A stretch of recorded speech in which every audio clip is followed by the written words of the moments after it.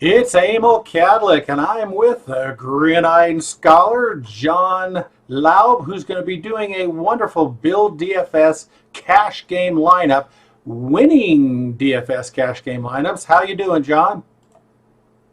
I'm doing great, Emil, and I'm here to share with everyone 6 years of DFS cash game experience and 3 years of publishing my DraftKings sheet of knowledge up on footballdiehards.com.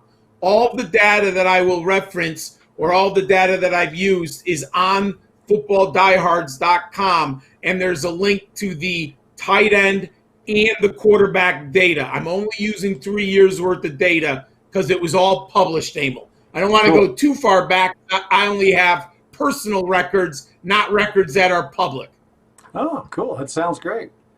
All right, let's hit the first view graph. There you are. So I wanted to share today something that I've learned in teaching a long, long time ago.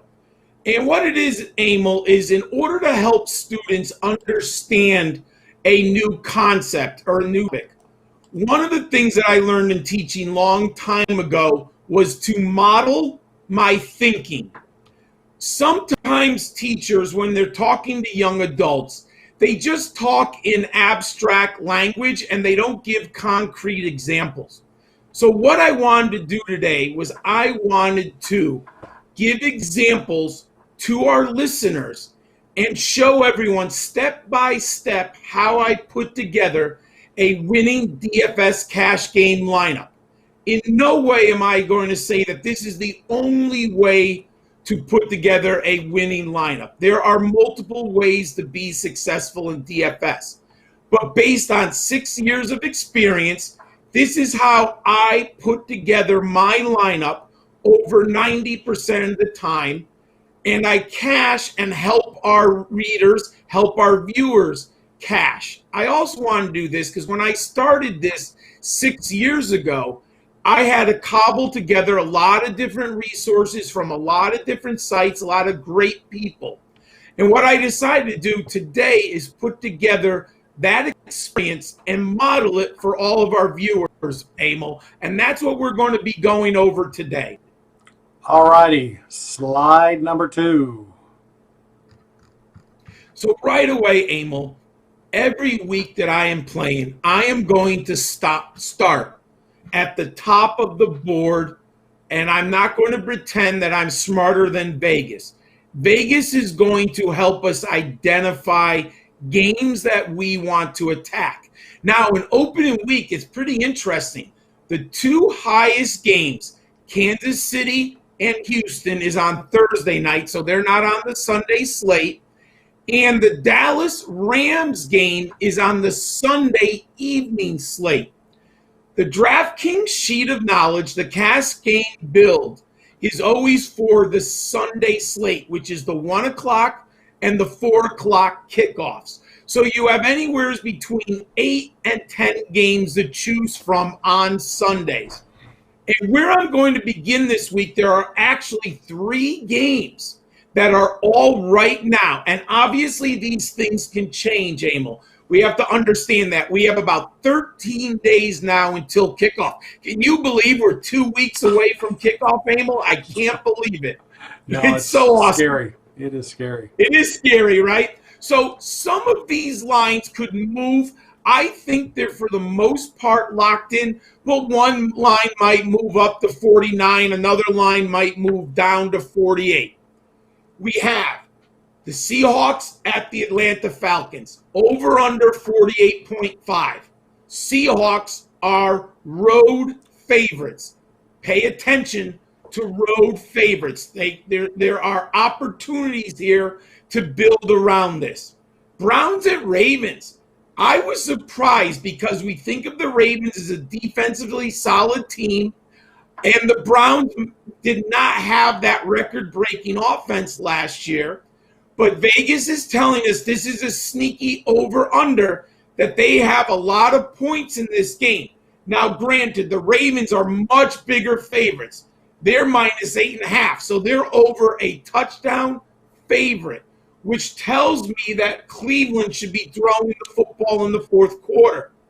And then one of the games that everyone's excited to see, Tom Brady's Buccaneers at the New Orleans Saints. And over under 48.5. Saints are over field goal 4-point favorite. Now, these lines might move before we have kickoff on Sunday. But for now, this is where I'm going to start. And the lineup I'm going to model today is based on yesterday's news. So we've already had some news breaking today, like Leonard Fournette was released, and Alvin Kamara has sat out for 3 days in a row, possibly over a contract dispute. Go to footballdiehards.com. You can read all about that information. But I'm going to center. Now, doesn't mean I don't take players, Emil, in other games. But what I like to do is I'm going to center on this kind of slate and these matchups to build my lineup. Sounds good. Are you ready for the next slide? Absolutely, my friend. There you are. When we did our tight ends video 2 weeks ago, and everyone, check it out, I told everyone I'm a little counterintuitive. I begin my lineup build at the tight end position. So I've selected 4 tight ends that I want to begin and target this week. And I have the 4 value plays here. Aiden Hurst is probably the one I'm most likely to pay up for. And that's because he's in that Falcons-Seahawks game. He's 4,300 though. So he's not as high as the big 3, obviously, but he's expensive here. Then we talked about it, and I know Emil likes him. I do too. Jack Doyle, only $3,600. Not only do I like his price, but the Jaguars' defense has fallen apart this offseason, and they just released Leonard Fournette. Don't really know what Jacksonville's doing. Maybe they're in the Trevor Lawrence sweepstakes. So let's see what Jacksonville does. But I like the Colts here, and Jack Doyle's at a great price. All since training camp opening, haven't we heard a lot about Chris Herndon? It's not a great matchup, and the over-under isn't fantastic. But the Jets are at Bills, and they're big underdogs. And they're only 30, and Herndon is only $3,300. I've heard reports on footballdiehards.com that the coaching staff, Sam Bradford, the entire team, the reporters at the practices are waxing poetically about Chris Herndon. Last year, Ryan Griffin provided us nice value at tight end when he hooked up with Sam Bradford in New York last year. So I like Chris Herndon a little bit, and he's only 3,300, Emil. And the last tight end that I'm going to target is Ian Thomas, Panthers versus the Raiders, 3,400. So I put these 4 players on my board. And the first one I'm going to select, my friend, let's start our build with Chris Herndon of the Jets. I like it also. The Jets wide receiver core. Robbie Anderson is no longer there. There's a lot of question marks about the receivers. I believe the Jets will be throwing the ball in the second half, clearly in the fourth quarter, if we look at the game script that Vegas tells us. So I'm going to take Chris Herndon, and I'm going to plug him into my tight end position on my DraftKings lineup. I'm going to start there, Emil. All righty. Now we go to the next slide. After I take my tight end, I'm going to look at selecting a signal caller. There are 4 options that I'm looking at this point on the slate. Love the Russell Wilson. He's $7,000, so he's pricey, a big chunk of your salary cap. But Russell Wilson going to Atlanta in the highest over-under, I like him a ton. How can I not like Matt Ryan? Falcons on the other side. Vegas tells us it's a close game, high over-under. Love Matt Ryan, home underdog.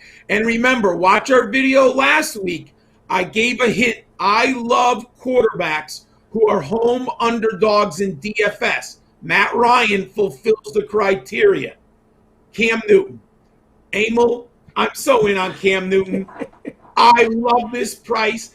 I'm almost going to guarantee that I will have a lineup around Cam Newton, because remember, I post 2 lineups every week in my sheet of knowledge, the magna cum laude lineup and the summa cum laude lineup, and probably going to have Cam Newton in one of those. And he's against the Dolphins for 6,100 at home. Love that one. And if you really want to go to the bottom, Tyrod Taylor of the Chargers at the Bengals. He's only 5,600. He is your salary-busting quarterback value. Remember, Tyrod Taylor is a dual-threat quarterback. He has a very nice floor with his rushing yards. I like him in that game also, Emil. So I kind of foreshadowed here. I'm taking Matt Ryan. So my first 2 picks, I got Chris Herndon at the tight end and Matt Ryan as my quarterback. And if you look there, I have salary invested for my tight end and for my quarterback. I am invested $10,000 or 20% of my salary. I have $40,000 remaining.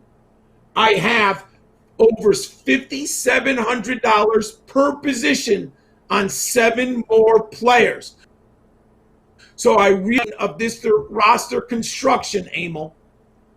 Very good. Let's go to the wide receivers. Now we are talking. I have my quarterback.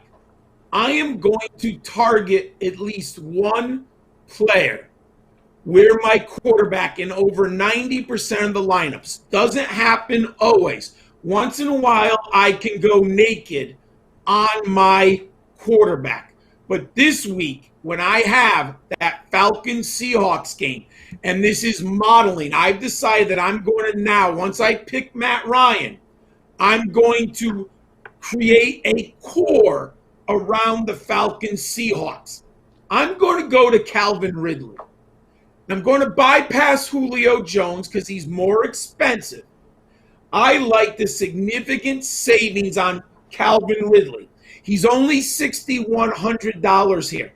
So he's not that more expensive than my average salary remaining per player. So I'm going to team up Matt Ryan with Calvin Ridley. That's my first wide receiver. Remember, everyone, you have 3 wide receivers. So I'm going to start with Calvin Ridley and Matt Ryan. Then what I've done is I've chosen 3 other wide receivers in that mid-range value that I like a lot, Emil. I have DJ Chark, Jaguars versus Colts. He's only 6,300. Without the running back, I think it's even more tempting value because I expect the Jaguars to be throwing the football in this game now, especially as an underdog. Then I have DK Metcalf. Same game. He's a little bit cheaper than Tyler Lockett. So I tend to like the second receiver in a high over-under. DK Metcalf's only $5,800. Then the other wide receiver who's screaming value at me, Terry McLaurin, the Washington Football Club, is hosting the Eagles. He's only $5,600. In this lineup, my core, I'm going to dip into this Seattle and Atlanta game. I'm going to take DK Metcalf because I want to get a piece of the Seahawks passing game. I have a huge piece of the Atlanta Falcons passing game. So now I have 4 players in my lineup. I have Matt Ryan, Chris Herndon, Calvin Ridley, and DK Metcalf. Emil, for those 4 players, if you look on the bottom there, I've invested $21,900 or 43% of my salary. I have remaining $28,100. That's for 5 positions. Average remaining salary, I have about $5,600. So I'm still in good shape. Because remember, the defense is usually the cheapest component of your roster build. So as long as I'm keeping over that 5,000, I feel really good about where I'm going with my roster. So I've got 2 of my 3 wide receivers, and they're both in that Seattle-Atlanta game. Beautiful. All right, on to the next running back strategy. All right, Emil, let's build a backfield together. Sounds good. The first thing I'm going to do, I know Alvin Kamara, we just heard he's out for the 3rd day in a row. So I understand. We are building for the sake of modeling and learning right now. One of the players you could pivot to is Austin Eckler. He's either 7,300 or 7,100, so he's right in the same price range. But for the purpose of this video, let's assume that the Saints and Alvin Kamara work something out. And remember, we have 2 weeks to finalize our lineups. But for now, I've identified Alvin Kamara, Saints and Buccaneers, 7,200. Josh Jacobs, love him. Raiders and Panthers, 6,800. I kind of like this Jonathan Taylor, Colts and Jaguars, 5,700. Now, I'll be honest, that might be more of a GPP play because I don't think people are going to go to Jonathan Taylor. I think they're not ready to invest in a rookie.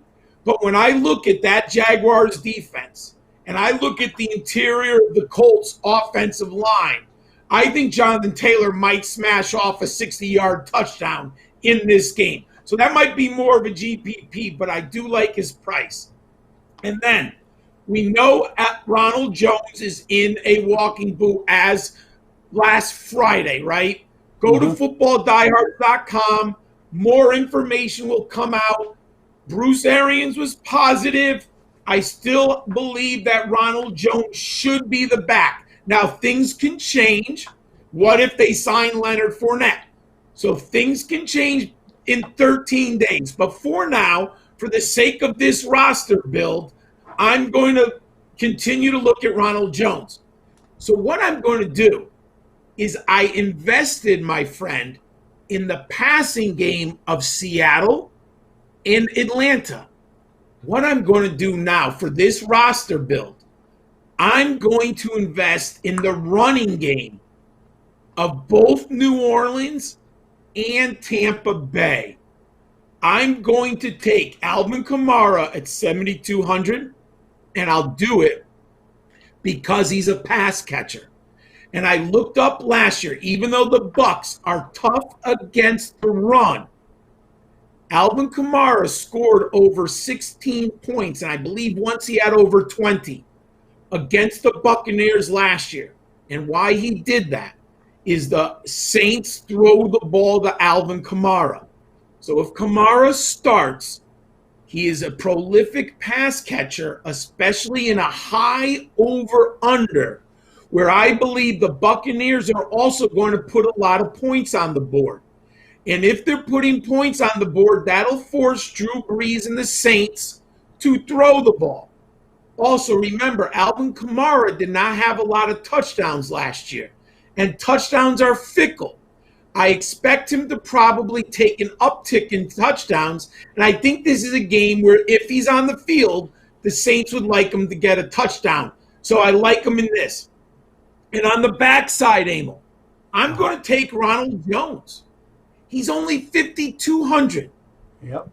I'm not worried about season-long, Emil. I'm not worried about dynasty value.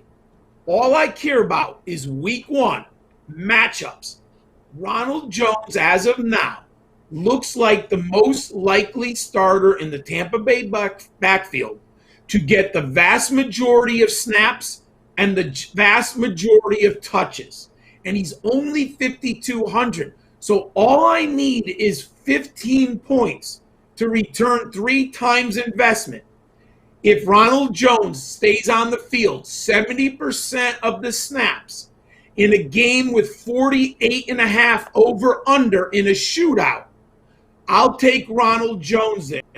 So my roster build, I have 7 players for $34,300. I've spent 69% of my salary. I have 15,700 remaining, and I only have 3 more positions to fill at 5,200. So right now, Emil, I am invested heavily in Seattle, Atlanta, New Orleans, and Tampa Bay. And anyone, you could switch these. You could invest in the New Orleans, Tampa Bay passing game, and then maybe you want to invest in the running games of Atlanta and the Seattle. Just a contrarian build, but it's something you could think about. Wow, very interesting. I like Jones. Obviously, we're going to have to watch to see if he's healthy, but we have plenty of time to follow that. All right, here's the other possible wide receiver values. So things we're leave open to you guys and flex position in your defense. But I want to put you in a great position to succeed. So possible wide receiver values. I've already talked about Terry McLaurin at 5,600. Marvin Jones is a sneaky GPP play, possible cash game play at 5,500. If I wasn't going Chris Herndon, I would not be opposed to James Crowder Jets versus Bills. But because I went Herndon, there's no way I'm going to double down on, trust me, folks, doubling down on the Jets isn't a good idea. Then Marquise Brown, Ravens versus the Browns, 51. Oh, I like that one. And Anthony Miller, Bears versus Lions at 5,000. So I need to pick one of these 5 players. I've already said I'm not going to take Jamison Crowder because I have Chris Herndon. I chose Marquise Brown. I love the home run ability. I'm not worried about 16-game season. He's, from all reports, he's completely healthy. Reports are positive on him in camp. They're optimistic. He's gained, what did he gain, like 15 or 20 pounds in the offseason, Emil? Yeah. And that foot injury last year lasted the whole year. He was hurt the whole year. His rookie season. Yeah, so we're talking about a first-round pick in an explosive offense, which Greg Roman and Lamar Jackson are going to take deep shots in the highest over, well, tied for the highest over-under at 48.5. Yum, yum. I'm going to put Marquise Brown at my 3rd wide receiver. So when you are doing roster builds in cash games, I like to start around the highest over-under. It's not the only way. This is how I do it. And there will be a roster build where you don't see me investing because there might be matchups that are so beneficial that are outside the highest over-under. But there you go on. We have the little screenshot there for you. There's an example of my beginning roster build. Matt Ryan, Alvin Kamara, Rondell Jones, DK Metcalf, Calvin Ridley, Marquise Brown, and Chris Herndon. Right now, we've invested $39,400, $10,600 remaining. You have on an average $5,300 for a flex and a defense. The most expensive defense is $3,700. The Bills versus the Jets. So you have plenty of money to choose a defense in your flex position, Emil. But this is how I would start my cash game roster build. Oh, that's fantastic. I knew you were going to take Hollywood Brown. I just knew it. It was too good, right? Well, the other thing is I like week 1 because people are going to be so focused on the running game, and they could pop one to him easily in week 1. And the coach has talked about how this guy's going to break out like Lamar Jackson broke out in 2019. Now, that's a bold statement, but obviously Marquise Brown has got some incredible talent, and you got good value on him, so all fingers crossed. I like the analysis. I mean, and all he needs is one 60-yarder, and you got your points, right? Yeah. He's a good non-PPR play, too, or half a point PPR. Oh, yeah, because he gets the long touchdowns, my friend. Yeah. You're right. All right, you ready to go to the final slide? Here we are. Yes. Now, some final tips. The first thing that I've learned, I'm going to take the flex position and I'm going to put a running back in the flex position, specifically a PPR running back. In the last 2 years, in 67 of my 68 lineups, or 98.5% of the time, I have put a running back in the flex. So I'm almost always looking for 3 running backs in my DFS cash game lineups. And always a big hint, start a ball carrier in your flex at the 4 p.m. kickoff. I learned this lesson painfully in 2015. And this is one of those lessons that it's so painful you never forget. It occurred when Seattle played San Francisco. There was last-minute news late in the day that Thomas Rawls was going to start for the Seattle Seahawks. And I made a mistake of putting a 1 o'clock running back in my flex. And I had 3 1 o'clock running backs. I did not have the flexibility to start Thomas Rawls, and he exploded for well over 30 DraftKings points. And savvy draft more, because this was 2015. So very veteran savvy DFS players made a last minute switch at like 3:30, putting Thomas Rawls in their lineup, and I didn't cash out that week. I learned a painful lesson. So make sure you have 3 running backs, the vast majority of the time, in your cash game lineups. And if you have a running back in the 4 p.m. kickoff, put that running back into your flex spot. Now remember, we could have COVID test positive. You could have injuries. Sometimes a player gets benched. So you need that flexibility. And sometimes it's not about putting a running back in the flex if your player's out, but you have the possibility of putting a tight end and or a wide receiver. So keep that flex open for last minute news. I learned the hard way with Thomas Rawls in 2015. The other tip I want you to think about, and you'll see in not every lineup, but often, there is a good correlation between how your running back does and how the defense performs. If you believe the running back is going to smash and you have a team that is favored, predominantly a home team favored, and you like the running back combination, I love to pair up my defense with that team's starting running back. Just some interesting week 1 combinations. Josh Jacobs at the Carolina Panthers. Didn't the Panthers draft all defensive players, right? They didn't take one offensive. And so you're talking about a new coaching staff with a young defense. That could be a smash spot for Josh Jacobs. And the Raiders' defense is cheap. So you could always think about that combination. Or, now we have to hear about Miles Sanders. So we've heard reports today. We don't know how healthy Miles Sanders is. FootballDiehards.com. We're going to follow it. Bob Harris will provide updates. I'll be following it up until kickoff. But it would have been nice to have Miles Sanders against the Redskins, the Eagles' defense against the Redskins. There's a sneaky one I like. Austin Eckler on the road with the Chargers' defense against the rookie quarterback who's never played a snap in the NFL. I smell pick six. I smell it, Emil.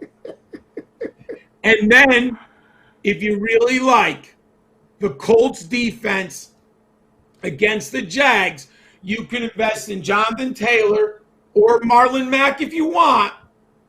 But those are four of the combination running back defense that I'm looking at.